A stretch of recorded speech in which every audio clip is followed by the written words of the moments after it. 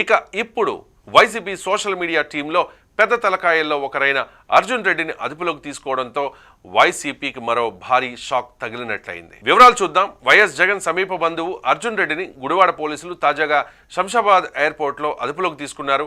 YCP social media విభాగంలో సజ్జల భార్గవ్ రెడ్డితో కలిసి అర్జున్ రెడ్డి క్రియాశీలకంగా పనిచేశాడు.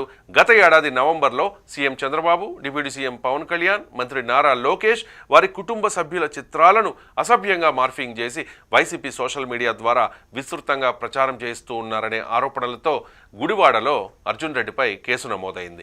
ఆ సమయంలో అతన్ని అరెస్ట్ చేసేందుకు పోలీసులు ప్రయత్నించగా అర్జున్ రెడ్డి విదేశాలకు పారిపోయాడు. దీంతో పోలీసులు అతనిపై లుకౌట్ సర్క్యులర్ జారీ చేశారు. తాజాగా అర్జున్ రెడ్డి విదేశాల నుంచి తిరిగి రావడంతో శంషాబాద్ ఎయిర్పోర్ట్లో ఇమిగ్రేషన్ అధికారులు అడ్డుకుని గుడివాడ పోలీసులకు సమాచారం ఇచ్చారు.